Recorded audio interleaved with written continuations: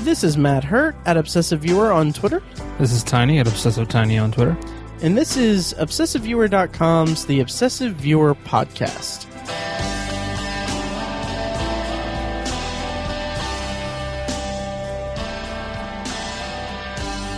Hello, and welcome to The Obsessive Viewer. We're a weekly movie and TV podcast that covers a specific topic, be it genre, trope, movie, or show, each episode. You can find back episodes at ovpodcast.com, find the blog at obsessiveviewer.com, and you can also subscribe to the subreddit at r/obsessiveviewer. And if you want to help support the podcast, you can donate to it on obsessiveviewer.com with a nice donate button, or patreon.com/obsessiveviewer. Or if you don't want to spend money, just leave us a rating and review on iTunes. It helps us out a ton. Tiny, how are you doing? Are you ready for your vacation? Oh, so much. Nice. Yes. For our listeners, he's going to Florida. I am. Leaving in 2 days. Nice, nice. Yep. That's I was actually going to tell you that with the news, we were just, for our listeners off air, we were just talking about the news segment of this episode, which we'll get to in a moment. But I was going to bring up like the Dark Tower news that came out in EW, because as of this recording, the issue hit stands tomorrow. Are you going to buy it? Probably. Nice. Yeah. I was thinking like that'd be good, like airplane reading. Mm-hmm. But yeah, I'm probably going to buy a couple copies because I'm so happy. I'm so happy. Yeah. But I was going to like pitch to you, like we should do just a bonus episode just about that issue in the news that's hit and our thoughts on the thing. So just a thought. That's Tiny's way of saying no. He just said, Like he said, like, yeah, we should. I'm not going to, but. I mean, I'm really surprised that Entertainment Weekly is doing something. They're not only talking about the Dark Tower, they're putting on the cover. Exactly. I'm very surprised at that. And it's funny because... delighted. But I'm surprised. Absolutely. Yeah. It's funny that you mentioned that actually because the Dark Tower... Dark Tower Palaver, it's a podcast about the Dark Tower. Really great. It's basically two guys who... from what I understand, they're like it's basically us when we work together and talked about the Dark Tower. Nice. Like, they love the Dark Tower and everything. So nice. They're really great. Tad and Peter, they're really great at doing their podcast and everything. They have a roundtable discussions. They answer like every email on the air, and they also have a reader book club episodes. It's really good. It's called Dark Tower Palaver. But anyway, they actually just had the basically one of the chief film writers for EW, Anthony Bresnikan, who he's like the one who wrote like all the Dark Tower stuff. He's a huge Dark Tower fan, and I think that his involvement with Entertainment Weekly is what got it pushed to like onto the cover and everything. And I'm like, he said in that episode, and I highly recommend you guys go check it out because it's a really good interview. But he said in the episode that he's written about Star Wars, he's written about Harry Potter, he's written about a bunch of stuff this year. Nothing has been more successful, like traffic wise, than the Dark Tower stuff. Really? Yeah. That is so encouraging. And it's so satisfying. Yeah. But there's a lot of good tidbits in that episode of Dark Tower Palaver. It's not only is it good tidbits about it, but he talks about like being on set and seeing the filming of it. And there's one scene where he describes Idris Elba filming a scene, and then he's like his excitement for Idris Elba and for the movie just translates so well. Like I heard him describe it, and I was like, I can't wait. I just can't wait. I can't wait. So anyway. Yeah, so anyway, that was a slight tangent. That could bring us up into the news segment even. But first, I just want to mention, we're going to be talking about Goosebumps. Wow, okay. First up, we're going to be talking about Ghostbusters, the remake in this episode, so stick around for that. But first, we're going to do a brief news segment. And then also, I just want to mention real quick that tickets are on sale for Shocktober in Irvington 3. That's at shocktoberinirvington.com. Basically, it's a one-night event screening of short horror films from local filmmakers from here in Indianapolis. It's October 14th, 2016 at the Irving Theater. We're renting out the venue for the night.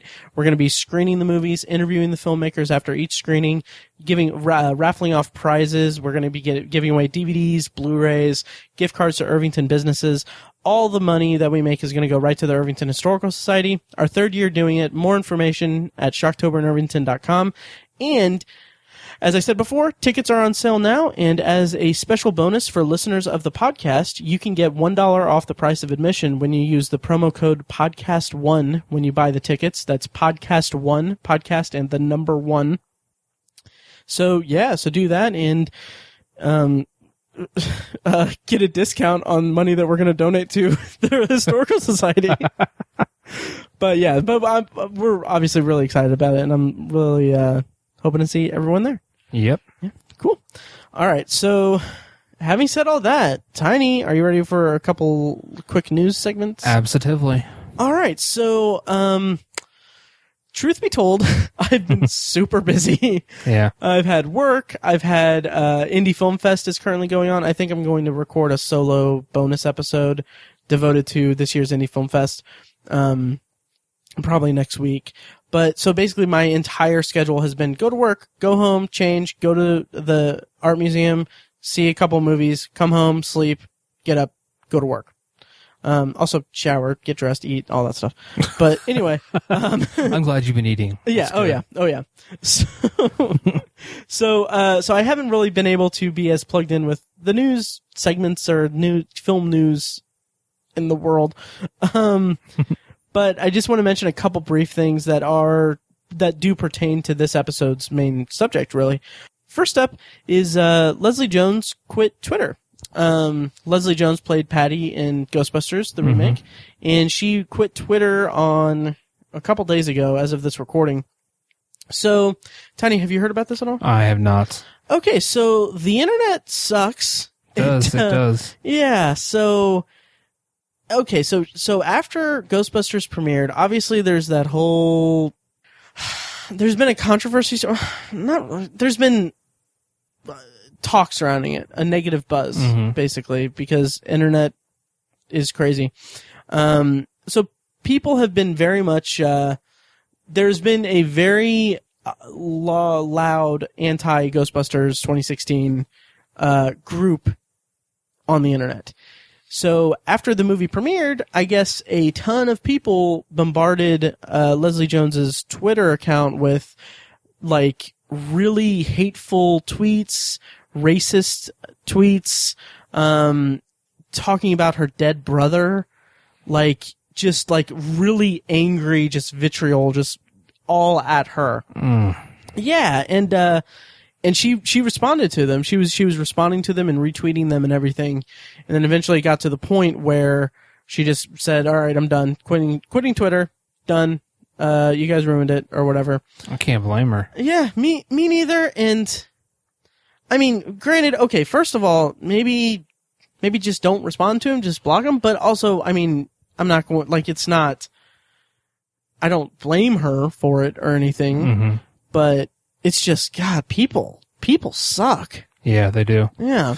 Especially sheltered by the anonymity of the internet. Exactly, yeah. And so many of them were just, so many of the replies were coming from people with blank profile pictures or fake names or just stupid, hidden behind the anonymity of the internet. Right. So yeah, so I mean, that's just a shame. It sucks. And I guess like, obviously, people were coming to her defense as well. There was a good outpouring of people defending her. I think Paul Feig commented on it very, very vocally about it, and it sucks. It's lame. I agree. I mean, it's just like, what are you trying to accomplish by doing that? I mean, it's right. Having her delete her Twitter or just quit Twitter. That's not. What does it solve? I mean, I just don't. Right. It's terrible. Yep. And that actually leads into the next thing is that friend of the show, Kate Chaplin, who we've interviewed and she's been a guest on the show and everything, and she's a filmmaker from here in Indianapolis, actually. She wrote this really good piece on her website at katechaplin.com, just explaining like how this response to Ghostbusters, not really it wasn't even, it was more of an implied thing. It wasn't like these actions are terrible. I mean, like, obviously that's what she was saying and everything, but it was more the state of geek culture and how, like her entire life she was a geek and she was, ridiculed for that, and how geeks share this commonality among them where like geeks have been ridiculed and everything. And now geek culture is pop culture, and geek culture is the dominant culture. And now that's breeding bullies within it that's trying to tear it down. And it was really, really well done, really well written, and really, really passionate plea for geek culture to, not be dicks. Right. So I encourage everyone to check it out. I'll put a link in the show notes and everything. Very cool. Yeah. And also, speaking of Kate, she actually mentioned Obsessive Viewer recently. She today, like, I got a notification that Starbase Indy posted a Facebook post saying, "What's your favorite geeky podcast?" And Kate was kind enough to put Kate's take, but that's too egotistical to say. So the Obsessive Viewer podcast. Oh, that's nice. That was very nice. So yeah, thanks, Kate. Okay, and then finally, this is kind of bleeding into our review. But Tony Troxel, a friend of the show who won the Amazon gift card, he's at Indiana Geeking on Twitter. He liked Ghostbusters, and he had a nice write-up of it on his blog at geekinginindiana.com. So check that out. And that's about it for news. Okay. Yeah, so should we move on to our review? I believe we should. All right. Okay, so we are going to be discussing Ghostbusters 2016, directed by Paul Feig, starring Kristen Wiig, Kate McKinnon, Melissa McCarthy, and Leslie Jones. So, just so you guys know, we're going to go spoiler-free, and then eventually we will get into a spoiler section, but it will be clearly defined in the episode and in the show notes, so rest easy. We won't spoil anything for you until we prompt you for it. So, I just want to say, I wanted to try to get Fecus to come on for this episode. I think in his last episode that he was a guest on, he said that he was just not going to see it. And then he posted on Facebook that he was planning on seeing it. So I was like, hey, we're recording Thursday. And he's like, I don't think I'll be able to see it on time. So he couldn't, because his wife wanted to see Tarzan instead. So. Oh, okay. So blame his wife. Well, I can't blame her, really. Right. Peter Skarsgård's shredded abs. Is it Alexander Skarsgård? Whatever. Yeah. Skarsgård. One of the, there's like 17 of them. Right. Yeah. Yeah, I agree. Yeah. So anyway, Ghostbusters. So, I want to kind of start out just by talking about our feelings about the original and its sequel. Have you seen the sequel, Ghostbusters 2? Oh, yeah. Okay, I've never seen it. Oh, really? Yeah, I'll kind of get us kicked off if you don't mind. Sure. So, I mean, Ghostbusters wasn't like a defining comedy of mine growing up by any stretch. I think I saw a lot of it or bits and pieces of it as a kid growing up, but it wasn't, I don't think it was even until a handful of years ago when I was in Evansville visiting Mike, and we saw it at the movie theater. Like they had a screenings to it and we went and saw it. And that was like the first time I'd seen it all the way through beginning to end. And I really, really liked it. Like I said, for me, it's not a defining comedy. I don't revisit it all the time. I don't even own it on DVD or Blu-ray, actually, but, I see the merit in it and I see how people I can see why it would be a prominent movie in people's, lives because of the comedy in it. But I mean, it's not one that I revisit annually. But it's not one that I would turn off if it was on. That might be putting it a little, not harshly, but understating it a little bit. But I enjoy it. I enjoy it quite a bit, but it's not like a defining movie for me, like Back to the Future or Jurassic Park or any Pixar movie except The Good Dinosaur. Yeah, Tiny, what do you think of Ghostbusters, and is Ghostbusters 2 worth checking out?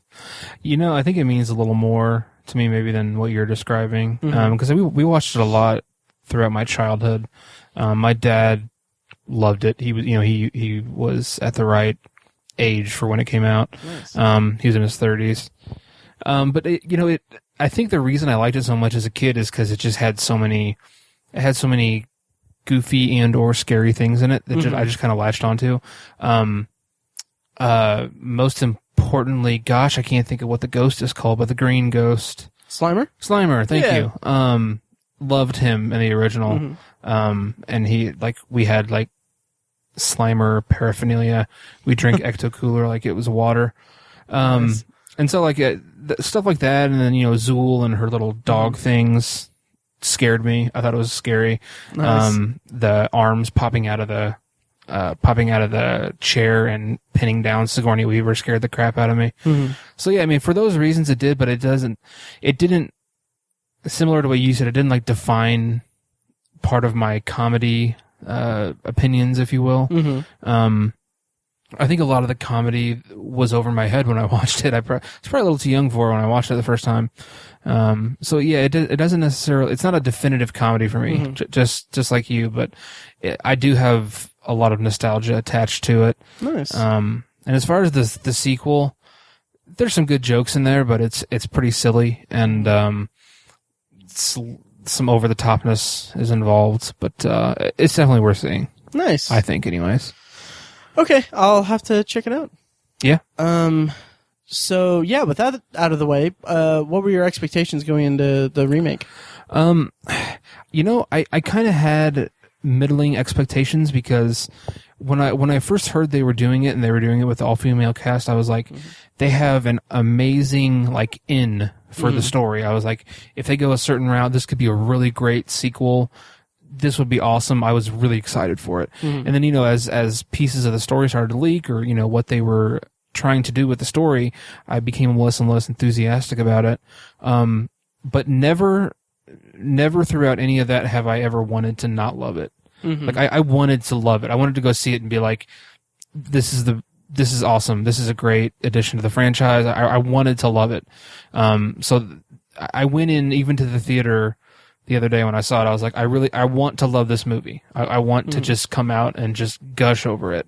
I really want to do that. Nice. So I didn't necessarily expect to, but that's what I wanted. You just wanted to? Yeah. Okay. So my expectations going in were kind of, it's hard to say. Like, there's been so much of an outcry over it, just from, internet trolls. And it's had such a weird production cycle in terms of buzz surrounding it, both negative and positive. It's reached a point where it kind of got me to a point where I'm like, at this point I don't care. Because it's like, okay, it could either be good or bad. I know that I'm not going to go in there with the expectation of it being bad because it's females in the roles, because I don't care. I think that I thought that, like you said, I thought that it was a good in for it, and I didn't have any problems with that at all going into it. But the amount of discussion and discourse over throughout the internet and on podcasts and everywhere surrounding it just was draining to me, because I was like, I don't have a dog in the fight, because it didn't define my childhood. I haven't how to put this. You're not a woman? Right. That's I'm gonna butcher the line. Oh, I wish I could say the line. You're right. I have a dick. Nice. Not that he has no dick. Anyway. Nice. So anyway, no. But seriously, like, I support feminism. I'm not actively against feminism at all. It's just I'm not on the front lines of feminism. Right. I feel like I'm not. I'm a guy, and I haven't experienced seeing films skewed for male or skewed for the opposite gender's audiences, and I haven't experienced, it's the same type of thing as when we talked about the Oscar So White controversy. Right. Because it's just something that, as a white guy, it's not something that I can, like, really not understand, because I empathize with it and everything. Right. It's just I can't. It's just I don't have that life experience that would cause it to have such an outcry. Who the hell are we to have an opinion on that? Yeah, you know what I mean, as a couple of white dudes, right? And I went into this episode like fully intent on just not bringing it up at all. But my point is that I went in like all of the discussion and everything surrounding it, and all the outcry and everything surrounding it didn't make me disinterested in it per se, but it made me not. It made me not as enthused about seeing it. Like I was emotionally drained from before I went into the movie, if that makes sense. Okay, yeah. It was just like, okay, this has been talked about for months now, weeks and months now. It's just like I want it to be, I want the culture to move on to the next terrible outcry and ridiculous thing. Having said all of that, I want to share an anecdote before we get into our actual review. So, like, I like the fact that they made a female-driven Ghostbusters movie, and I supported that and everything. But like I said, I didn't really have, the emotional connection or context for it to really, like, be all into it and everything. But there was one thing that happened in the theater that I kind of thought, like, okay, wow, I kind of, like, I get it. I got it now. So I went to, okay, depending on how I phrase this is going to sound super creepy. So I got my ticket, and then I went into the theater, not into the theater, but into the building. And then I went to the restroom and, did my thing. I didn't need to say that. Not so much. Yeah. So as I'm walking out of the restroom, I hear, like, on the other side of the wall, a guy outside like the theater where Ghostbusters was playing, say like, okay, it'll just be a second. I'll be in and, I'll be right out. So I was like, okay, that's weird. So in like the back of my head, I was like, oh, he's just abandoning, he's like leaving his kid there and everything. But then when I came out of the bathroom, I looked and I saw that first there was a big Ghostbusters standee, like right next to the theater entrance, that like had like Ghostbusters and had, the logo, like a huge logo. And there was this little, like, very sweet looking, little, like, probably 6-7-year-old girl hugging the damn thing. Really? Yeah. And I was like, I see now. Yeah, I get it. Okay, yeah, because, that, just seeing that was, like, powerful in and of itself because, yeah, I get it. I totally get it. And, so that was my experience. Like, I didn't, up until that point, it's not like I thought, like, okay, it's being overblown. Like, I thought the outcry was definitely being overblown about it, like, saying, like, oh, you're ruining my childhood or whatever. Like, that level of discourse is ridiculous. And I know that we're going to be experiencing a lot of that when the Dark Tower comes out. Yeah. Oh, God. So anyway, so we're going to be, like, that level is, overblown. But it's not like I thought, like, okay, well, the pro-feminism side is like, okay, maybe they're just making it out to be this big staple of their agenda when it's a movie. It's a remake of a movie, and it's like, it's not that, like, I kind of thought for a second, like, okay, well, it's not really that, it's not like a big statement, or I didn't think of it as a big statement for feminism and everything. And then I saw that and I was like, shit. Fuck me, right? So wow. So that's my anecdote. I hope I didn't put my foot in my mouth there or anything, but yeah. So that was that. I thought that was really interesting. Yeah, that's good. That's a good story. Yeah, it was cool. Yeah. Should we get into our actual thoughts on the movie? Yeah, we probably should. Okay, cool.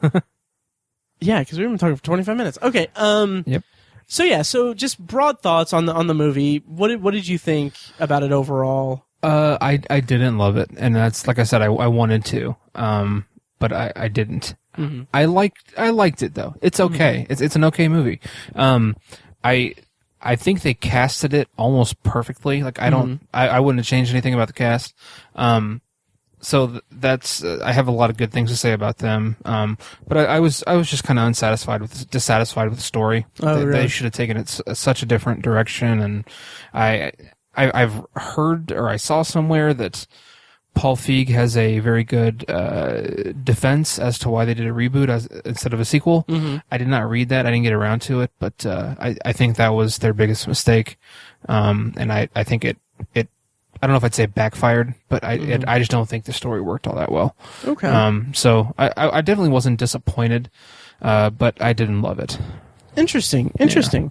That's going to be a really interesting episode then, because I had so much fun with this movie. Nice. I thought it was just kind of a blast, really. I thought that the actresses, the four leads, I thought they were just great. I had my reservations going in, particularly about Leslie Jones, because it seemed like in the trailer she was really one note. Mm-hmm. And I gotta say, they made her pertinent to the story. They didn't make her the kind of just like, okay, you guys are scientists, I don't know anything, let me join. They didn't Ernie Hudson her. Exactly. They made her pertinent to it to an extent. I mean, obviously she's not like a scientist or anything, right. But so there is a disconnect there, but it's... I agree. Yeah. I agree with that, yeah. Yeah, but like the way that they made her be kind of knowing about, and it's not like this, really racially insensitive thing where it's like she's street smart or anything like that. It wasn't like that. She's knowledgeable about the history of the city. Right, yeah. And that's really important when you have ghosts to bust. She knows New York. Yeah, exactly. Yeah. That was really satisfying. Kate McKinnon, oh my God, I thought she killed it. She was the thing that I loved about the movie. Yeah. She was like, yeah, we can talk about her. Oh, we'll talk later. about her more in depth, but she was the standout for me. I loved everything about her role there, and Kristen Wiig I really, really enjoyed, and then Melissa McCarthy I liked a lot. I'm not a big McCarthy fan, but there were maybe two scenes where it was clear she was. It was clearly like her riffing a little bit. Mm-hmm.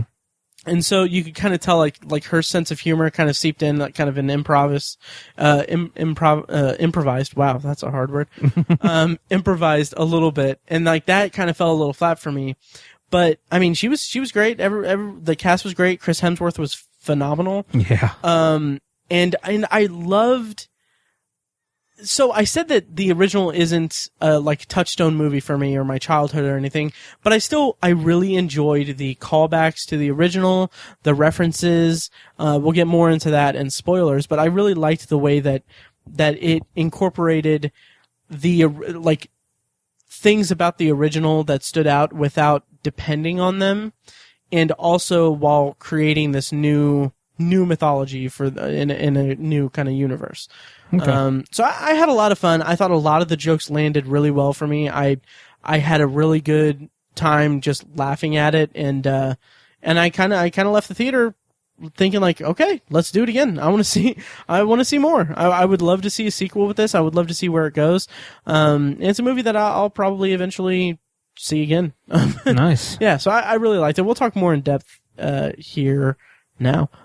So let's see. First off, I just want to say that there's been, I've noticed a lot of critiques on the movie about how it's a hard reboot. It's rebooting it, not having the original being pertinent to, like, not being in the same universe as the original, which I mean, it's, the term legacy sequel has been bandied around the past couple years for like movies like Creed, Star Wars, movies where franchises are brought back with original cast members passing the torch to a new audience.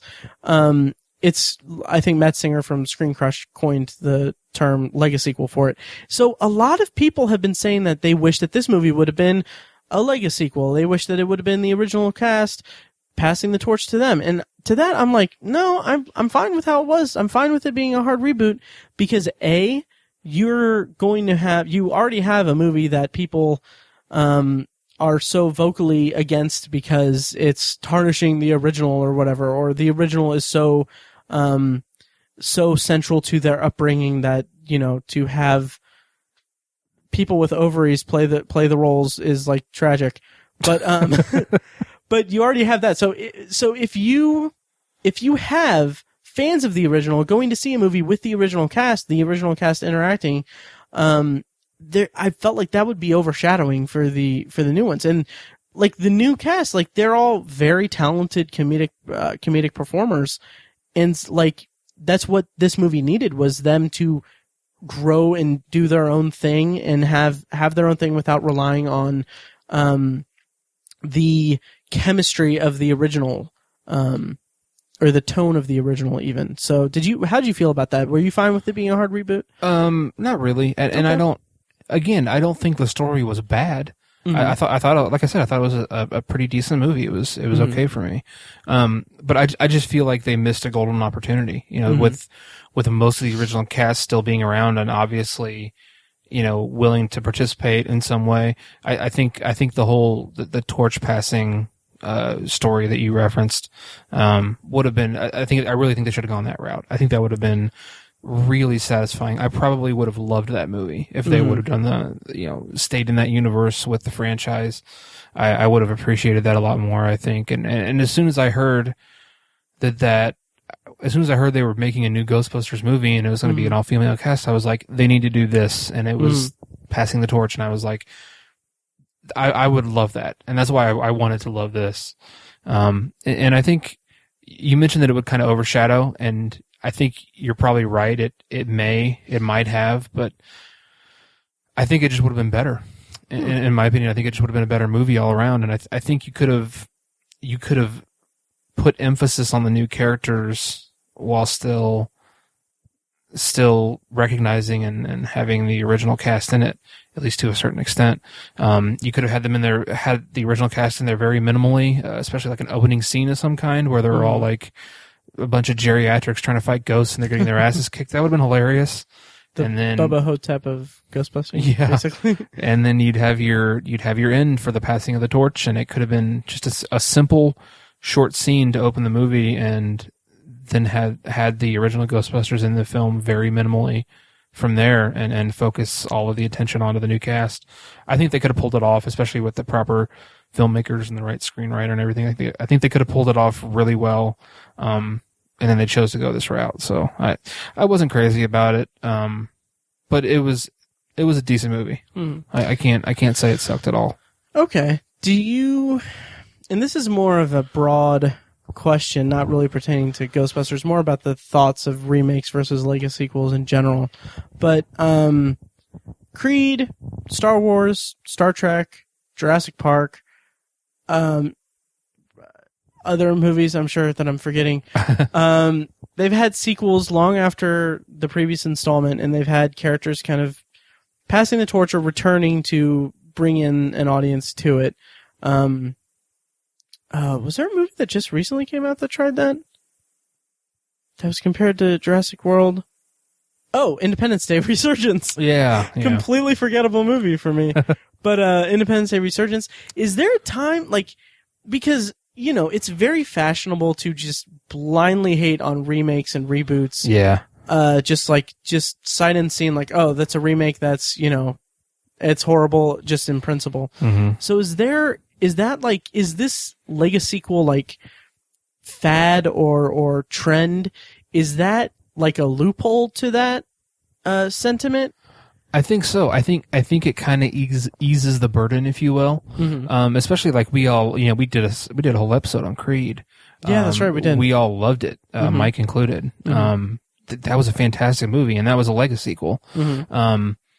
Whereas a remake, I'm less inclined to go into it with the proper attitude. It doesn't mean I can't be surprised and be like, hey, that was actually really good. I'm glad they remade that. Right. It's kind of hard to be objective about it, but I think people are the general audience out there is more inclined to enjoy a Lego sequel as opposed to just a complete remake. Mm.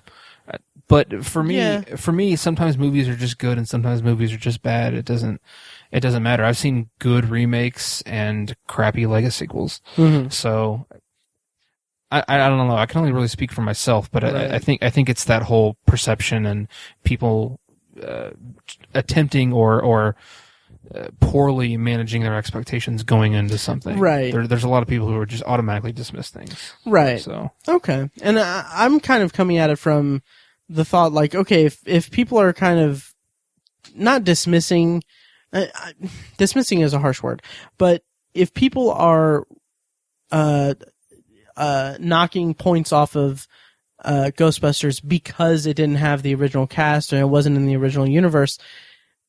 It seems like, okay, well, if the Lego sequel is the loophole to the remake problem, then how long is it going to be before we get really tired of the trope of original cast members coming in to pass the torch to new characters and That's everything? true. That's a good point. Yeah, we could get fatigued when it comes to that. That's true. Right. It just seems like, I don't know, with that argument, it seems like people have kind of a short memory or short attention span with trends in movies, because if you keep saying like, okay, well, pass it on to a new thing, like that's all we're going to get, and that's going to be the new cash grab. True. That's you make a really good point. Yeah. So that was kind of the way my brain was working when I was thinking of, I'm totally fine with Ghostbusters being a complete remake. The way that it was, like, I had no problems with that at all. Maybe with the right script, maybe that could have worked with the original cast, but also there's also something to be said about, Dan Aykroyd. Would he have the chops to perform that role again? Bill Murray has a very different, he has a certain persona that he has now that I think Mike actually referred to it when he did his Pine Tree Perfume check-in for the Jungle Book. He mentioned as Bill Murray kind of doing his kind of phoned it in performance in the Jungle Book, and that's kind of what Bill Murray is these days. And is that really going to be the Venkman we want these days? Bill Murray's kind of Bill Murray now, right? Yeah, I mean, it's hard for him. He I'm not saying he can't disappear in a character, because he can, right? Even with some of his recent performances, but I think it's hard for people to remove the Bill Murray. Right. Yeah. So I don't know. That's a really good point. That's a really good point. I just feel like the passing of the torch was a better opportunity. Okay. Sure. That's just how I feel. They could have done it, and it could have sucked even worse than anything ever. But I just feel like it was a better opportunity. Okay. How did you feel about I mean, we can get more into story and everything and performances and everything here in a bit, but how did you feel about okay, so you feel like there was an opportunity for it to be better if they had the original cast passing the torch. How did you feel about, in lieu of that, having so many Easter eggs and callbacks and references to the original? How'd you feel those were incorporated into the movie? Did you feel like those landed for you? Well, the callbacks and the Easter eggs I did enjoy quite a bit. The cameos, not as much. We'll talk about them in spoilers. But some of the Easter eggs were really, and I think they used some of them very well. Were pretty cleverly incorporated into this new movie, and I appreciated those. That was pretty well done in my opinion, anyways. Yeah. Nice. Again, we can get into specifics and spoilers, right, for that. Okay. Yeah. I it's funny because the original Ghostbusters wasn't a big fixture in my life growing up, but every time I recognized a reference or something about the original, I was just like, I just smiled like an idiot in the theater. I was like, that works. That's so good. I really liked it. So the actual story, and then we can get into performances and stuff, because I'm really anxious to talk about Kate McKinnon. But the story, I mean, there were moments where they were clearly, and throughout the movie, actually, they were clearly responding to the internet outcry. I've heard, the villain of the movie is essentially is essentially the type of person that is an angry, like, internet commenter or something. Yeah. And like I'll save that for spoilers. But what did you think of the actual story of both the Ghostbusters becoming the Ghostbusters and the Ghostbusters busting ghosts and stuff, which that was another thing that was referenced in another podcast that I kind of realized after the fact that they don't trap the ghosts that much. They trap one ghost in the thing, and that was kind of a bummer, but we'll talk more about that in spoilers. But what did you think of the story? It was okay. My heart was in another spot when it came to the franchise. But it was fine. I thought it was just pretty derivative of the first movie for the most part. Sure. I don't know. It was fine. It just felt very plain to me. Like the conflict was just kind of obvious, I guess. I don't know. I'm not being overly critical of it. I didn't hate it or anything. It just felt very vanilla to me. And I don't think there was anything. I don't think any of the I don't think it's going to stand out. I don't think the story is going to stand out in 5 years. Even all the people who love this movie, I don't think they're going to be focusing on parts of the story.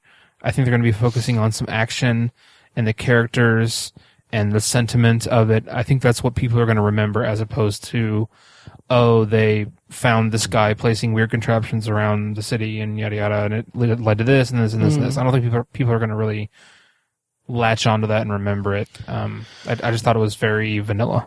I agree with you there, but I would venture to say that all of the callbacks, the references, the comedy, the interplay between the four leads, and also the side characters, the comedy was on point for me so much, and the references were so pleasing to me that I can forgive the bland story, bland conflict, and ultimately kind of uninteresting villain of it. I can forgive those things because everything else was working so well for me. And also the special effects. Can we talk about that? Yeah. Yeah, I loved the visual effects in this movie. Yeah. I thought they were they looked so good. I agree. So cool. Just, I loved it.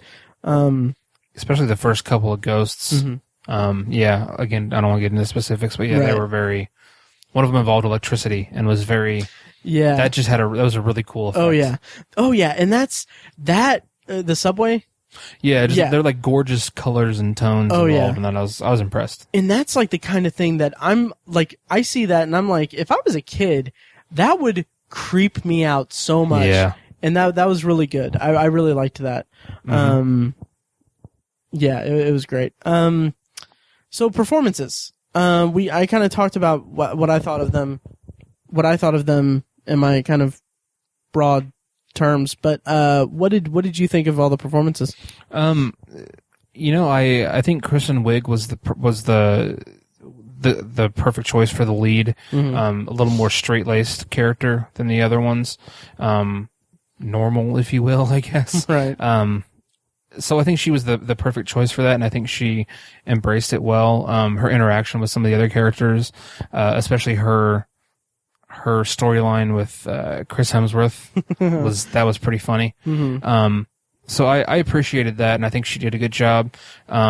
Melissa McCarthy, I thought, was just kind of flat. I didn't really, even though, I don't know, I almost would have rather seen her perpetuate her whole attitude she's been addressing. The thing she's been kind of typecast as? Yeah, I'd almost would have rather seen her do that with the character than what she ended up doing. I feel like they couldn't figure out exactly what they wanted her to be, and that was a little unfortunate. Not to say that she was terrible or anything like that. She definitely seemed a lot more subdued, and I think that's what worked for me too, because I don't like her style of comedy or what's made her famous. I don't like that shtick, and it's just been overdone so much. Like I liked it in Bridesmaids, but everything after that I've seen her in, I haven't connected with. Yeah. Chris Hemsworth was really funny. They nailed him. He was great. Leslie Jones, I really didn't have any opinion on her before the movie. I don't really watch SNL. I hadn't seen her in anything else. I liked her surprisingly a lot for all the reasons you stated. She was, they incorporated her well. She was not, they didn't Ernie Hudson her, which is great. She was part of the story, and she was an integral character, and she was funny, and I liked what she added to the dynamic of the group. Right. But then, the standout for me, Kate McKinnon. Gosh, she was just, the word that comes to mind is fearless. Like, she just grabbed onto that character and she was willing to do any wacky, crazy thing that she possibly could to make that character as crazy and as goofy as she could. And I'm just really impressed by that. She reminded me, her performance in this film reminded me a lot of Steve Carell in Anchorman. Oh, yeah. Kind of just like stole the movie almost from all the other characters. Yeah, that's a really good comparison. And that's one of the roles that made Steve Carell famous. The role that made Steve Carell famous, if you will. One of them. So yeah. I was, that's what I kept thinking of when she would say her goofy stuff throughout the movie. She became that character. I was really impressed with her. And it's like she has no like off switch in the movie. And and I thought that worked really well for that character, because that character really works well in that universe and with those characters as well. And there's no real reason to give her anything that's, that breaks her out of that type, I guess. And that's dangerous ground for sequels, for future installments of the franchise too, because where do you go from here? But I agree. I thought she did a fantastic job. And like, I can't remember which podcast I heard this on, but they mentioned that, someone mentioned that, I think it was Slash Filmcast. They said that, she was great, but also they've been, or it might have been, Midwest Soul Nerds, but, they said that she's been kind of doing that similar thing in SNL for her time on SNL. And like my response to that is, I don't watch SNL. Yeah. And it's like, I can't, I'm maybe that's the case, but I thought it worked really well in the context of Ghostbusters. Yeah. SNL is no longer the cultural influence that it once was. Right. It's no longer the same level of popularity. So I understand what they're saying, but I don't know if you can really use that as the crux of an argument anymore. Yeah. And it does make me, seeing her in Ghostbusters makes me want to check out her sketches on Saturday Night Live also. But yeah, and I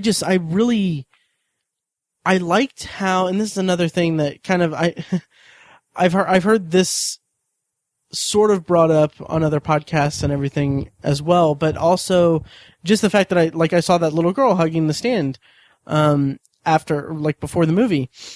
And like that kind of had me thinking, like, it's really cool that this movie, now that I think about it might have been the nerds you're looking for. They had a really good review of it. Nice. And they said that that's what they said, that they weren't fans of the science in it. Like the movie had a lot of science, thrown at the audience, just science, technobabble, dialogue.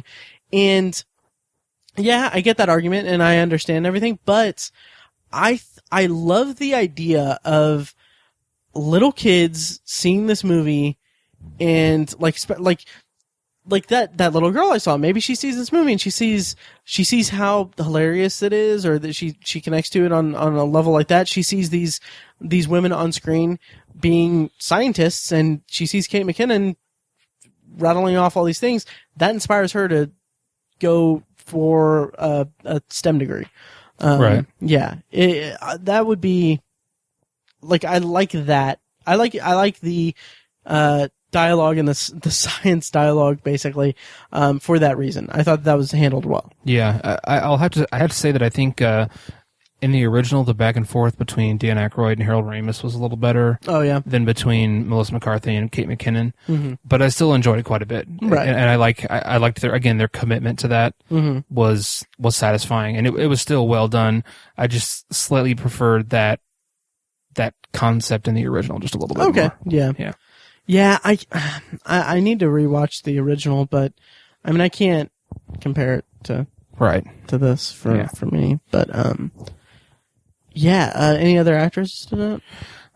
Not really, not that much. I was glad to see Michael Kenneth Williams. Me too. He's just great. Oh, I just yeah. love.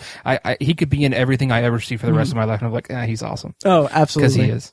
Oh yeah, he is. HBO's new miniseries, crime miniseries. The Night Before. Oh, he's in that? Yeah, I believe so. Yeah, because I remember the night of. Yeah, I watched the first episode of that. Oh, really? Gosh, was he in the first episode? I don't remember if he was. Interesting. He may have been. I can't remember. I watched it like a month ago and I haven't seen any other episodes yet. But okay, yeah. Interesting. We can talk about that later. Yeah. But So story, plot, characters, visual effects. Yeah. Anything else stood out? I mean, I kind of wanted to mention the action a little bit. Yeah. There's a really cool action scene. Again, we'll save it for spoilers, but it's kind of a.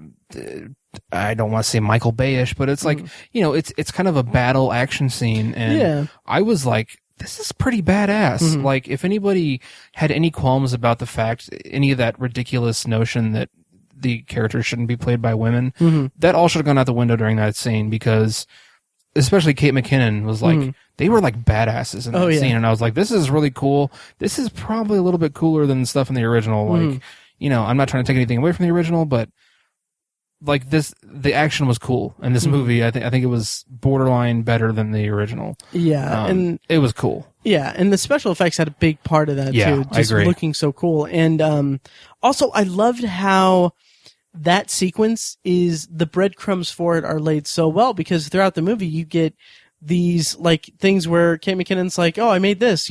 I made this. We have this, like in the ghost chipper thing. We have this, this gadget, this thing. And like, I loved that aspect of it because I loved all of the different gadgets they had. I loved how that was incorporated into the movie. And then when you see them in action at the end, it's so satisfying to me because they've laid the groundwork for it, and it worked so well. Agreed. Yeah, so awesome. Yeah. Any other thoughts, or should we just dive into spoilers? I'd say we dive into spoilers. All right, we're gonna dive into spoilers here for Ghostbusters 2016. Of course, you can check the show notes for timestamps to skip ahead. You can also find those at obsessiveviewer.com/OV177. And also, before we actually get to that, Tiny, okay, so obviously the Ghostbusters aren't real. So yeah, if there's this is bad. If there's something strange in your neighborhood, you obviously can't call them. So what you could do is go to obsessiveviewer.com and click donate and donate to the pot. That was a stretch. It's really, yeah. So now that we have a donate button, look forward to more of that. It's horrible segues. Oh my gosh. But no, just a reminder, just so you guys know, on obsessiveviewer.com, there's a donate button. Click it, donate however much you want. You can have recurring payments also if you want to help support the podcast. Basically, yes, it is a free podcast. We have the equipment. It's free, and I think we sound pretty good. Yeah. Yeah, and it's, it's a lot of work to do it, but it's also, like, for each month we have fees and yearly fees for the domains and everything like that. And also we have Shocktober in Irvington, and we have a lot of stuff that we like doing for it. And so we're just asking if you want to, shoot us some money if you'd like to. If not, no big deal. To summarize, we broke. We are. Please help. Yes, the podcast isn't going to go away. We're not going to. This costs money. It does. Yes. Tiny is a lot better at vocalizing it than I'm beating around the bush. Like, hey, I mean, guys, give us money if you want. Good. And then Tiny's like, oh yeah, we're broke. Yeah, give us money. I hope you're never homeless and have to panhandle. Oh, yeah. Because it'll take you 20 minutes. Right. Hey guys, nice car. Nice. Yeah, I can't do it. Anyway. Oh my gosh. So yeah, anyway, obsessiveviewer.com, click the donate button. If you donate, we'll read your name, and I'll be ridiculously awkward with a thank you on the podcast for it. So yeah, anyway. Let's go. Let's go. Oh. Did you want to? Sorry. I'll let you. Next time. Okay. Someone is creating a device that amplifies paranormal activity. And we might be the only ones who can stop it. Holtzman, come on. The hat is too much, right? Is it the wig or the hat? Okay, so spoilers on for Ghostbusters 2016. I just want to say, just first off, one of my favorite jokes in the entire movie happened when Melissa McCarthy and Kate McKinnon and Kristen Wiig are going to the old house at the beginning, and they see Zach Woods, and then Kristen Wiig's like, Ed something told me that you guys had a ghost problem, and then Zach Woods just deadpans and says, he died 15 years ago. Yeah. And then Ed Begley Jr. shows up and is like, are you dead? And then, oh, no, this is his son, Junior, yeah. It's just, I don't know. The execution of that joke was so funny, and I agree. Yeah, that was one of the loved better it. jokes in the movie. I wish there had been a lot more of those. Oh, yeah. Yeah. Or at least like that. Yeah. Did anything about the humor fall flat for you in general throughout the movie that you can speak with more detail? I think the running joke of the wonton soup. Yeah. I don't think it ever really took off. I mean, I kind of watched it and I was like, she doesn't get enough wontons in her soup. Right. That's funny. But they kept trying to draw from that well, and I don't think it ever really took off. I don't know. I didn't really care. I'm a fan of that style of comedy, callbacks and having a running gag. I think that's funny, but I just think it didn't really work in this movie. Yeah, I agree. I did like that they had the Chinese restaurant thing, and it wasn't like they were just immediately in the fire station or anything. That was a funny turn of events. I appreciated that, because I think it would have been like too much if they would have gotten the fire station right away. Oh yeah, I think that was fun. That was a good idea. Yeah, and and another favorite joke of mine was Chris Hemsworth, everything he did, really. But oh my god, I can't remember exactly how it happened, but it was can I bring my cat here? It's like, no, I'm allergic to cats. Oh, he's not a cat, it's my dog. My cat? It's just that, like, that type of humor is my type of humor. That's me. And that's like, I felt so satisfied when that happened. Well, that's alright. I can stay at home with my mom. That was great. Yeah. And they just, this, like the off the cuff joke where he was like, aquariums are like submarines for fish. Right. That was so funny. I was like, where did that come from? It was so great. And this, I had no right to laugh at this. As a bespectacled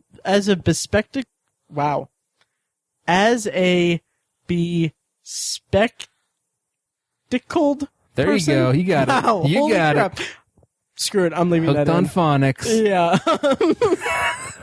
As someone who wears glasses, I had no right to laugh at this, but him scratching his eyes, and then also him reacting to sound with his eyes by covering his eyes. That is the dumbest thing I've seen in a movie in a long time, but I still laughed so hard at it. It was still pretty funny, yeah. So dumb, but so funny. One of the running gags I did enjoy, speaking of Chris Hemsworth, was the phones. Where they were like, can you answer that, Kevin? He's like, I can't, it's in the aquarium. Right. Like, that was so great. They're like, no, the one ringing on your desk. He's like, oh, yeah, sure. And just like so happenstance and just so matter-of-factly does that. That was the funniest running gag, I think, of the movie. Yeah. I enjoyed that. Yeah. The kind of references to the internet outcry, like the YouTube comments, they mention Reddit in the movie. Yeah. The logo design with the boobs. Yeah. Like that, I thought landed really well and was such a nice, it was a bit of an FU. It was an FU, but it was still lighthearted enough to where it brought it was kind of a dignified FU. It wasn't like a resentful FU. Yeah. They didn't harp on it. It was just there. Yeah. Oh yeah. It was just, incorporated well. Right. Like the YouTube comment, and it was so organic too, especially the YouTube comments, because yes, they're going to put the footage online and they're going to experience YouTube comments. Mm-hmm. And like the ain't no bitches gonna be busting no ghosts or whatever like that. I was like, that's so, I'm like, they went there. I love that. That's awesome. Agreed. Can we talk about the cameos? Yes. Okay. So you weren't a fan of them? Very dissatisfied. Okay. I liked Ernie Hudson's a lot at the end. I thought that was funny. Weirdly enough, I wasn't expecting it. Like, oh, really? And like, it was. I was like, of course, that's awesome. Yeah. Great. You know, I think he's been kind of, or maybe blatantly outspoken over the years about how his character was so diminutive in the film, in right? The movies, and he has a good point, and like I think he's been a little outspoken about it. So yeah, I was a little surprised that he was in it. I wasn't sure if he was going to be or not, but I'm glad he was. I enjoyed. That was the cameo I enjoyed second most. I liked Harold Ramis, a.k.a. Egon. The bust of him was nice. I thought that was a really nice touch, and I liked that was the first one. Like, yeah, that was the first one. Yeah, like I really liked that because it was subtle. It was subtle, but they stayed on it enough to be respectful. Yeah, and it was. I really liked that. I thought that was really good. Bill Murray's was just over the top and just dissatisfying. I would have almost rather had him not be in the movie. Yeah, he had the most screen time of the cameos, obviously, and that it seemed like they were building towards something. Yeah, but then it's just complete. It goes out the window completely. Yeah, right. I agree. And yeah. So sure, like at the end of it, I was like, okay. And I know that there's been a lot of criticism over it because it is, it's like he's playing the opposite of his character in the original, and that's getting a lot of people kind of butthurt over it. Mm-hmm. But I'm like, okay, it's whatever. I don't get, like I said, it's not a big part of my childhood or anything. I'm not like a huge mega fan, but I don't know. I kind of liked that he was the skeptical one. Like, I liked if they hadn't had him show up at the office after they caught the ghost, I would have been okay with it. Because I thought it was a little weird, but I thought it would have been, okay, that's fine. Yeah. That's kind of tongue in cheek. But that whole sequence just didn't really land for me. I agree. Like his character landed on the pavement. Yeah. Yeah. So Dan Aykroyd? Yeah, his was okay. Whatever. I don't know. It was weird. Like it was weird that he was like the closest to his original character because he like mentioned, oh, these are just class 5 specters, right? Nothing. Like, why would he say that? I don't know. It was just, I don't know. It was fine. I can't. Whatever. That might have been my favorite cameo. Oh, really? Yeah, and a lot of people were hating on it, but I think at that moment, it's like right toward the climax of the movie. I'm enjoying it. I'm all for this movie. I'm having a blast watching it. That pops up. And just like when he says the line, I'm not going to Queens and I ain't afraid of no ghosts. I'm like, okay. That's great. I dug that. I thought that was a lot of fun. I thought that was a nice little moment. Yeah. Yeah, very much on the nose, obviously, but I didn't care because I was having a blast in the moment also. Fair enough. Yeah. Let's see. What else should we talk about? I don't think we mentioned the whole storyline of the city government wanting to keep them under the wraps and everything. Yeah. I thought that was a good idea, and it was done decently well, but I wish it would have been emphasized a little more, I guess. Yeah. Especially I think they could have made Andy Garcia like a really satisfying, like dumbass politician. Right. And there was some of it. Especially at the end, I love the part where he was like being interviewed and he was like fake waving at somebody. Right. I was like, that's funny. I wish they would have like emphasized that and ran with that. I think it would have been really funny. Me too. But it was, and like Matt Walsh and Michael K. Williams they really just had like one scene. I really wish they would have done more. Yeah. I don't know. I mean, it wasn't bad, but it was like, those are semi-recognizable actors, and it's like, why would you bring them in for they each had like 5 lines, if that, and it's just like, I kind of wish they would have emphasized that storyline a little more. I think that would have been pretty funny. Me too. I liked the conclusion of it at the end with the lit skyline. Right. That was nice. Ghostbusters. That was cool. Yeah. The whole cover-up thing, hoax thing, like, I don't know. Like, It was interesting. It was fine, but it didn't really do anything for me. Okay.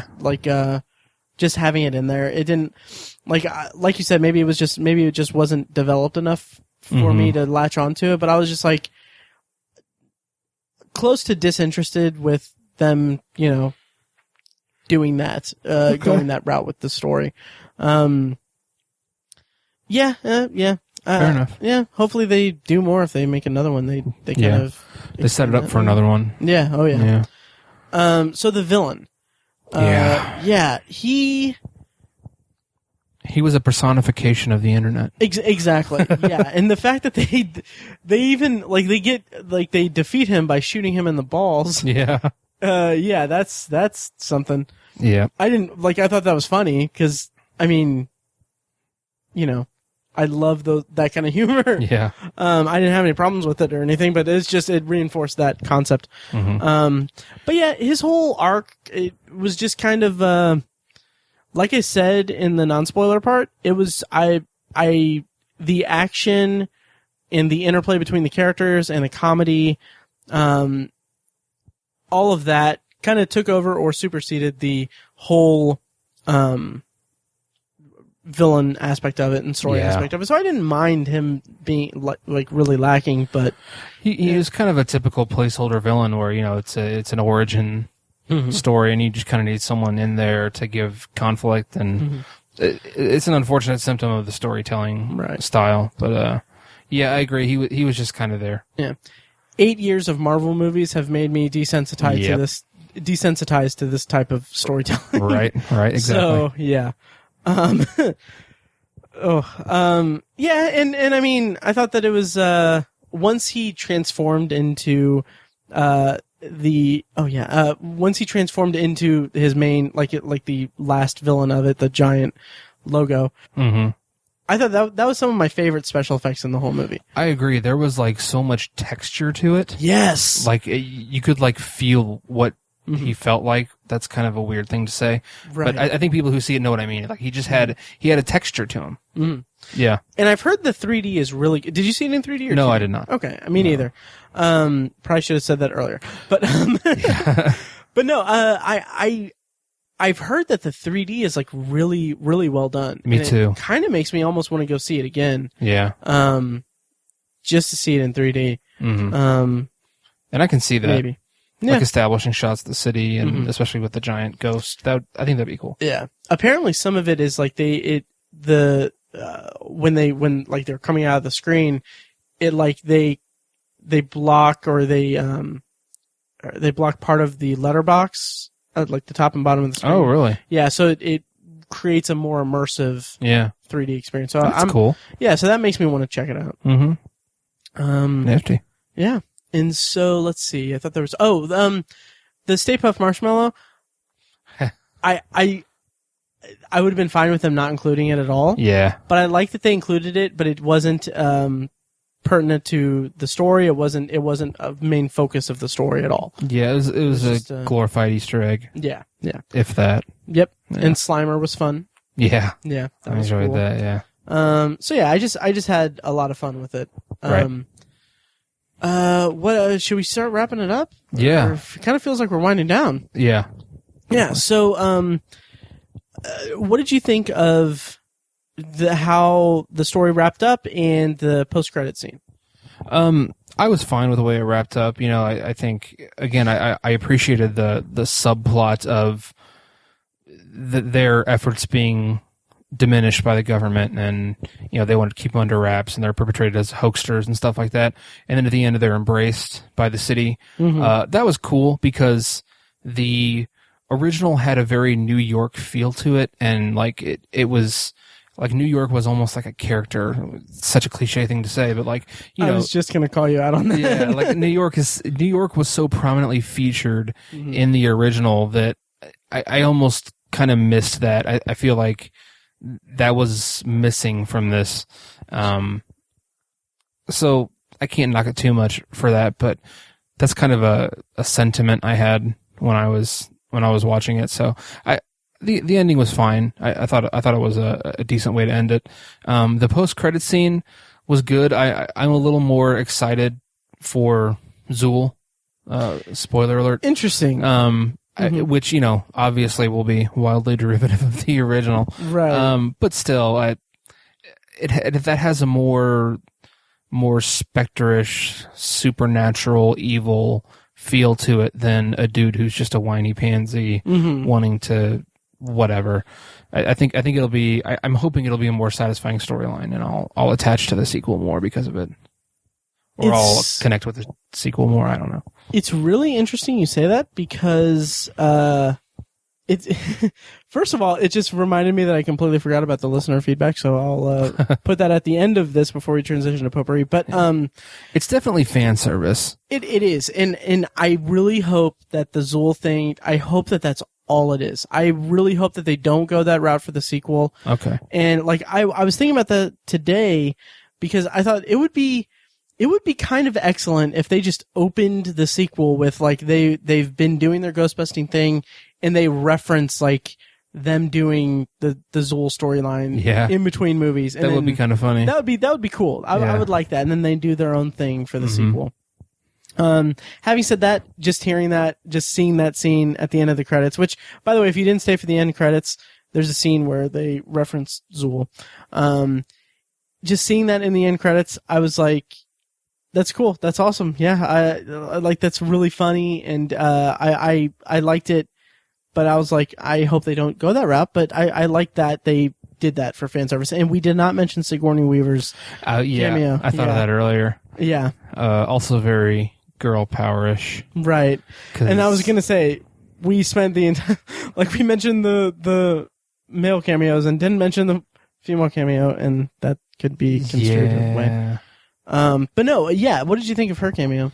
I enjoyed it because her character in the original, the first two movies, is very, very cookie cutter, very damsel in distress kind of character. And that's just not Sigourney Weaver.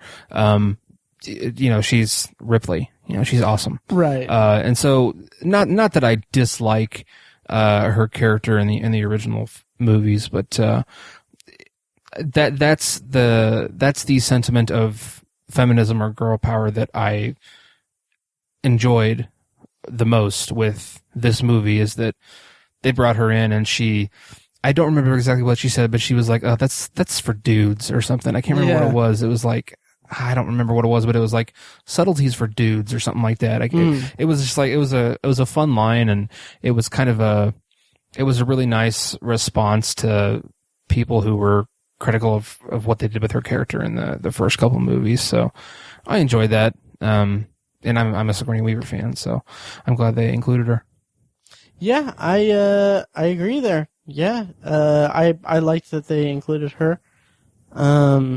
What did you think of Annie Potts' cameo? I'm glad they included her as well, because she's a staple of the original, because she has that witticism about her, and her attitude is very memorable in the original, and so I'm glad they included her too, and she had the same attitude in this movie. I appreciated it. Nice. Yeah, I thought that was cool. God damn it. Okay. Are we done with our review? I think so. Yeah. I always put a number on these things. I'd give it like a soft 6. Out of 10. I'd probably give it a 7.5. Okay. Yep. And having said that, I put out a Facebook post and tweets asking for feedback, and got a couple responses on Facebook. Jeff Palermo. So Jeff Palermo, the host of Sci-Fi on Screen, great podcast. Highly recommend checking it out. So I asked, I said we're reviewing Ghostbusters. What did you think of the movie? But I didn't specify that it was Ghostbusters 2016. So like his comment was funny, but it never really took hold with me even back in the day. I recently screened it and found it mildly amusing. Pacing is slow and uneven, and Murray just comes off as creepy in his scenes with Weaver, but it does have some amazing lines. And then and then I went back and edited the post, but to clarify that was that. But I asked him if he's seen the remake yet, and he said, I haven't. I'll probably catch it on the small screen. Okay. So, okay. And then Brandon Cruz from Submitted for Your Approval podcast, a great Twilight Zone podcast that I was honored to be a guest on recently. And also Apathetic Enthusiasm, a really fun, it's kind of funny because like Obsessive Viewer and Anthology and Apathetic Enthusiasm and submitted for your approval. Like, it's like we're doing the same type of thing, but separate from each other without knowing each other, even down to the solo podcast or the side project podcast about the Twilight Zone. I just thought that was funny. Anyway, Brandon said he left Ghostbusters 2016 thinking solid 7, but after talking about it on Apathetic Enthusiasm this week, he changed it to 7.5. Then he put LOL McKinnon, man. Nice. Yeah, and then he said, I look back on it better than I did during the movie. I think that's a sign of a lasting comedy in some ways. Very good. Yeah. So I highly recommend checking out his stuff. Also, Dylan Shuck, the host of the Watch and Talk, tweeted and said he said, I actually like it. Had a few good laughs. Felt it captured the spirit of the original. So yeah, cool. Check him out over at the Watch and Talk. And then yeah, that's all the feedback we got. Okay. In like the box office didn't do that great. Oh, really? Well, Secret Life of Pets beat it, and it's like second or third week. Okay. So that's not good. That's not that good. Darn. Yeah, I would hope that word of mouth does well, but yeah, but it has staying power or something. Yeah, but then it also has Star Trek Beyond coming out. That's gonna probably. I've actually been hearing some really good things. Nice about that. Actually, Feckus texted me while we were recording this, when we started recording, and said that Star Trek is getting some pretty great reviews. And it's actually tracking to do really well its opening weekend this weekend. So. That's good. I'm glad to hear that. Oh, yeah. So, okay, having said all of that, that's our review of Ghostbusters 2016. Yeah, go check it out. Let us know what you think. Obviously, you know all the places, Twitter, Facebook, and at our email addresses. You can just email podcast@obsessivehero.com. Yeah, so now that we've done all that, once again, Shocktober and Irvington tickets are on sale. Podcast 1 promo code if you want $1 off. Here in Indianapolis, October 14th, 2016. Almost forgot the date. So yeah, but anyway, so now we're going to talk about Potpourri.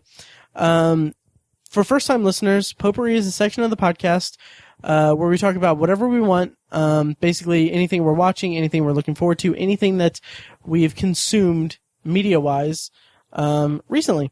We call it Potpourri. It's whatever we want, as long as it smells good.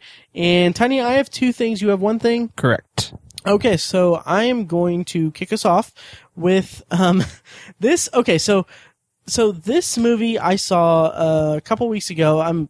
Indy Film Fest is all on my brain now, so this has gone away a little bit. But Mike and Dave need wedding dates. Nice. Yeah, the Zac Efron and Adam Devine movie with Anna Kendrick and Aubrey Plaza. Seriously, I'm so tired, guys. Anyway, so it's about Zefron and Adam Devine. Basically, they are the obnoxious party animals of their family, and their family tells them, like, you need to bring respectable dates so that they can keep you in line to your sister's destination wedding in Hawaii. So they use that to basically do they post an ad on Craigslist. It goes viral, and they eventually blah blah blah. It's Wedding Crashers essentially. Aubrey Plaza and Anna Kendrick are kind of they con their way into going on the trip, and then chaos ensues. So a couple things stuck out to me when I first saw the movie, like the beginning of the movie. One is that it's based on the life stories or the life events of Mike and Dave Stengel. Yeah. Free shout out to Chris Spangle. We're Libertarians, the Chris Spangle Show. But anyway, Mike and Dave Stengel, who, these are real life guys who in real life put their ad on Facebook or on Craigslist for this, basically the same thing, only it wasn't a destination wedding. I don't know what it was, whatever. I'm going to go out on a limb and just reading like parts of the original, like reading the trivia section on IMDb made me think these guys just seem like just douchebags. I bet. Like unbelievable douchebags. Not, it's like, it's kind of funny. Like some of the stuff is kind of funny, but it's like, if they made like a movie about that, as they did, I would not like those characters at all, because they just seem like really unsympathetic characters. But, so that's to say that I kind of went in, when I realized that, I was like, okay, well that's gonna kind of color my experience in the movie. I actually liked the chemistry between, Adam Devine and Zac Efron. I thought they played brothers pretty well. And I'm not a big Adam Devine fan. Something about him is just, I could never really connect to his style, and something about him I just didn't like. I've never liked him. Thought he was quite good in this movie. Pretty good. And the comedy was alright, but, Aubrey Plaza and Anna Kendrick though, for the first like 20 minutes, until they get to Hawaii, all I could think is, these two, like, they are two, like, I really like them as actresses. Anna Kendrick is amazing. Aubrey Plaza is great. They're playing these just really trashy girls, and it's like, I didn't buy it with them.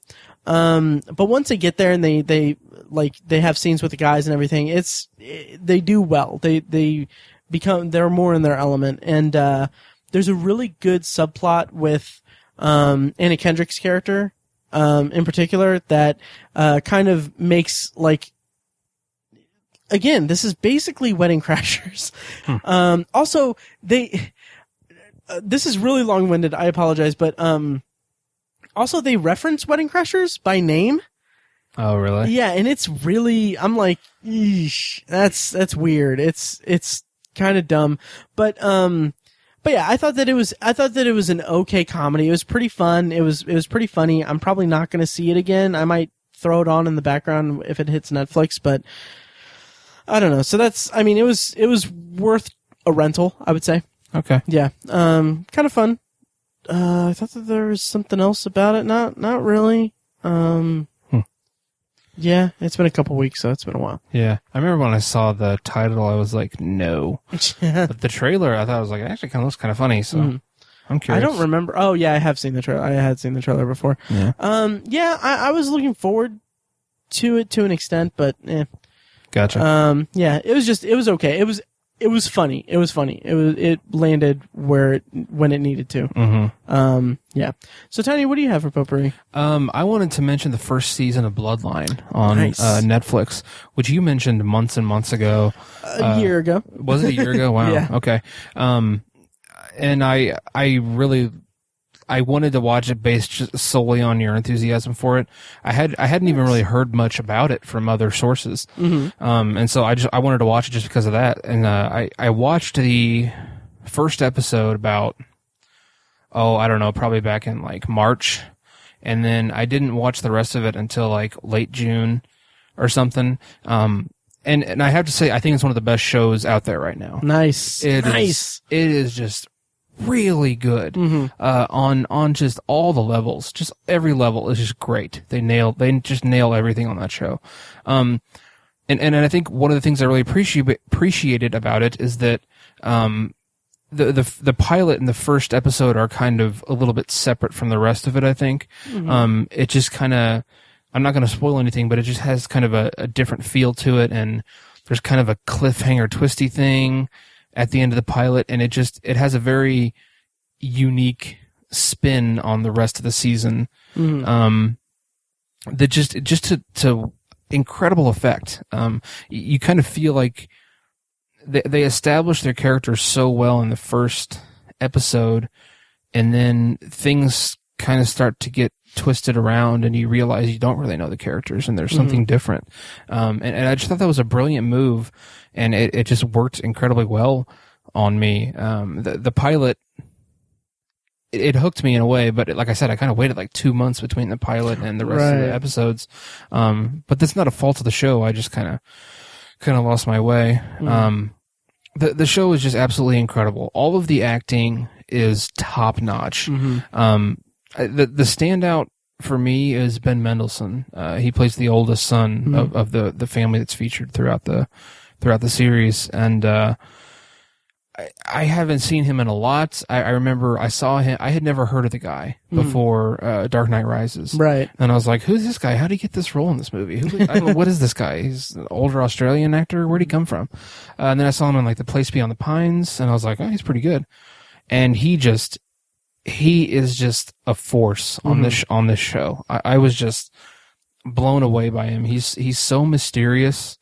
And just you just never know what he's going to do next, right? In this series, and I'm glad to see that he got some awards recognition for it. Right, he deserved it. God, he was so good. But that's not to say that the other actors aren't great. You know, Kyle Chandler, who I think everyone is a fan of from Friday Night Lights, myself included.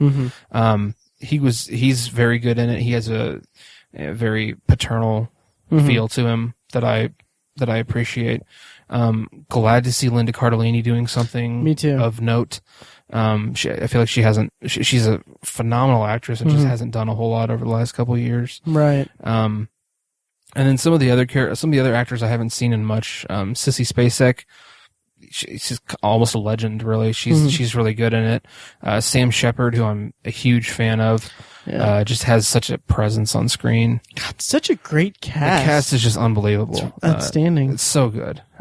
So it's worth seeing just for that. But then the writing, man, the writing, the tapestry they weave with the conflict amongst this family is just unbelievable. And it's just an incredible story, and it's kind of unlike any other show I've seen, really. But it has a very simple premise, but it's kind of just, it's interesting how unique it is, given how simple the premise is.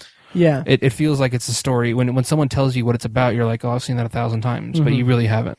Right. It's incredible. It becomes such this, it starts out like they have a clear premise at the beginning, and then it goes into this such complexity as the season unfolds. I love that show. Yeah. I really need to watch season 2.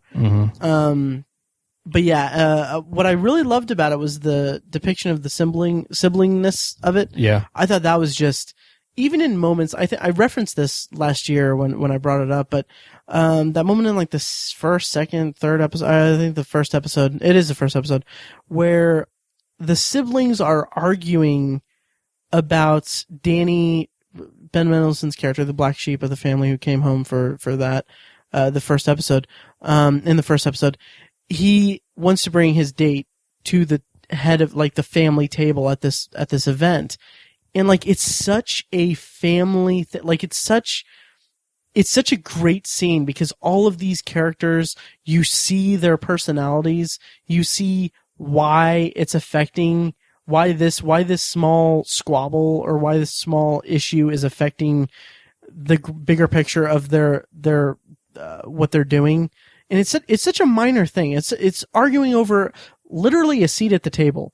Yeah. And it's just created so well and executed so well that it really, really brings you into the dynamics and the story you're about to see in a very strange and unexpected way. Because that scene Absolutely just works so well for me. Absolutely. The show for me is a testament to how the overall quality of a show or a story can reside just in the characters. Yeah. You can have a unsatisfactory or just an okay story, but if your characters are really good, people are going to want to watch it, and people are going to latch onto those characters and find something that's entertaining or fulfilling through your characters. You know, that's why I think we're such big fans of Stephen King. You know, his characters are top notch, and this show uses that to amazing effect.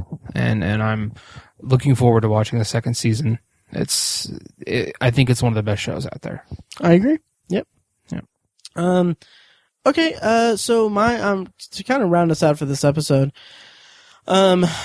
My last potpourri is so right now Indie Film Fest is going on. So I've seen a lot of independent films at Indie Film Fest here in Indianapolis over the last week or so. I'm not going to bring them up here for this episode, but I will be doing a kind of wrap up solo episode since Tiny's going to be on vacation. Yeah, so that'll be next week. But in the meantime, I took today off from the film festival so that we could record. And I kind of I had a couple hours to kill before Tiny came over, and I was like, I'm going to watch something on Netflix. So kind of in the spirit of being absorbed in Indie Film Fest and everything, I decided to watch Before We Go. It's an independent romantic drama starring and directed by Chris Evans, his directorial debut. Nice. Yep. It stars him and Alice Eve. And yeah, the plot summary, according to IMDb, is two strangers stuck in Manhattan for the night grow into each other's most trusted confidants when an evening of unexpected adventure forces them to confront their fears and take control of their lives. And this movie, have you ever seen any of the Before movies, Richard Linklater's Before? I have not. Okay, me neither. But from what I understand of those movies, is I need to see those movies pronto. Yeah. But this seems in the spirit of those movies, this kind of romantic drama, one night, two people just learning about each other, kind of dynamic on screen.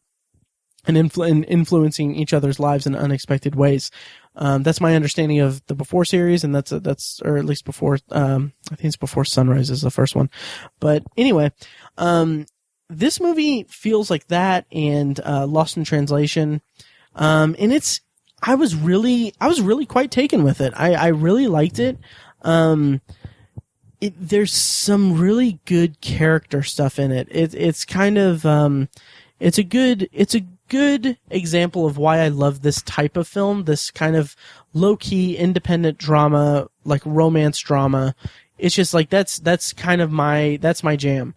And seeing Chris Evans in Alice Eve take control of the story and guide us through the story. It's so cool because they're very charismatic. They have incredible chemistry on screen, and the character, it's not like a oh, let's meet and fall in love kind of thing. It's let's meet and let's help each other with our own issues. It's a really engaging film, and it's not what you would expect out of when you hear independent romantic drama. It's not like the story of how two people fall in love and live happily ever after. It's how two people deal with their stuff while confiding in a total stranger. Just really good. Also, Chris Evans, he's just too handsome. He really is. He's ridiculously good looking, and it's kind of frustrating and annoying. Yeah. And also Alice Eve is just freaking gorgeous. Yeah. They're the kind of beautiful people where you see them and you get mad because it's why do they have a right to be that beautiful? Right. It's not fair. Right. Yeah, I know exactly what you mean. Yeah, it's like seeing them on screen together. it's like the universe is done. I know. Imagine if they had a child. Oh yeah, totally. Yeah. But no, it's really charming. It's really well done, and I really hope that Chris Evans does more directorial things or takes more directing gigs. Storytelling. Yeah. Because I think he did it well. I mean, he did a good job. And he's put in his time with the Marvel stuff. Right. He's been saying, I think, for a couple of years now, he's ready to kind of move on and get into more storytelling stuff. Yeah. Yeah, and I love that this is the type of movie he makes. Nice. Because it's just, I don't know, and he seems like a good guy, so I'm rooting for him. But also, I mean, there were a couple things where there's a little bit of a conflict, early in the movie, after they meet. She's walking down a street, and there's a few drunk guys that are being loud and obnoxious. And so this is after they've kind of parted ways, and then Chris Evans comes up and he kind of puts his arm around her, and he's like, "Oh, hey, honey, sorry I'm late," or whatever, just kind of putting up a front so that they don't mess with her or anything as they walk past. And I was like, "Yeah, damn right, don't mess with Captain America, guys," because I'm an idiot. But yeah, so I highly recommend it. It's a really good movie if you're in the mood for a fun and contemplative and at times very deep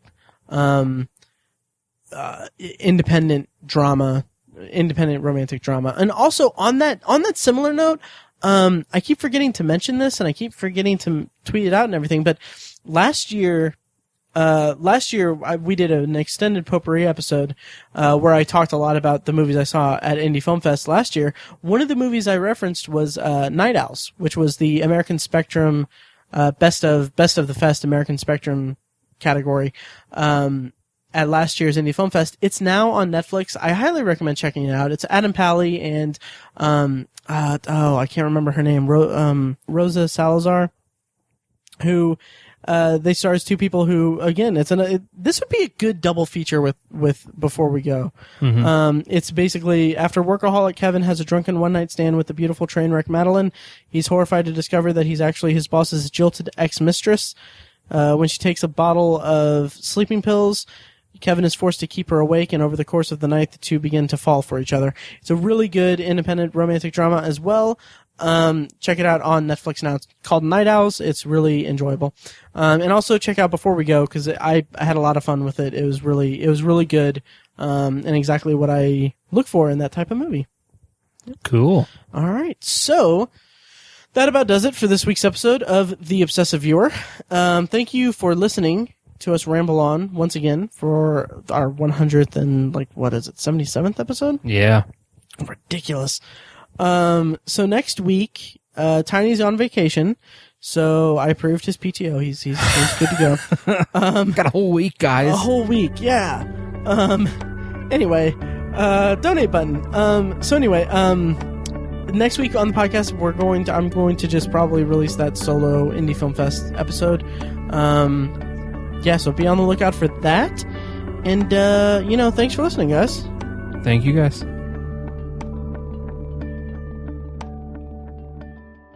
And I'm going to add something here for, the thing. Okay. There's pizza while we're done. Okay. She's like, can I sit on the couch? Can I be on the podcast?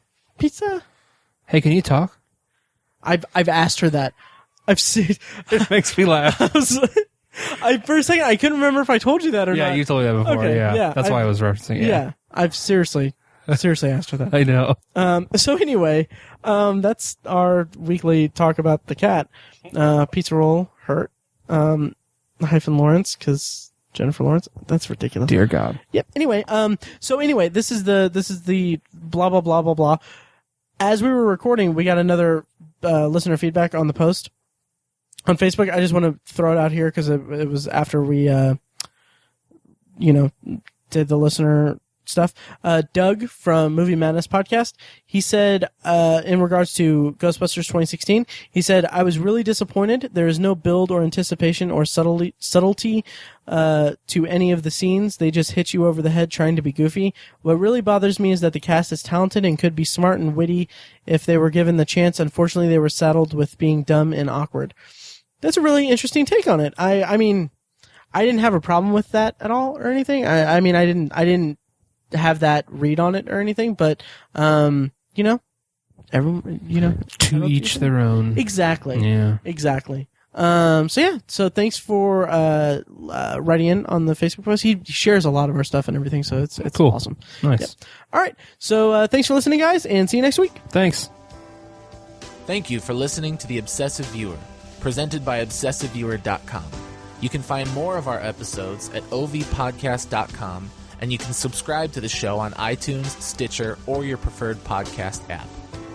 The Obsessive Viewer's theme song is An Eclipse of Events and is provided by Loudlike from their EP Mistakes We Must Make. You can find that and more great music from them on iTunes and like their Facebook page at facebook.com/loudlikemusic. Any and all feedback on the podcast is encouraged. You can email the hosts individually at Matt, Tiny, or Mike at ObsessiveViewer.com, or send an email to the podcast in general at podcast@ObsessiveViewer.com.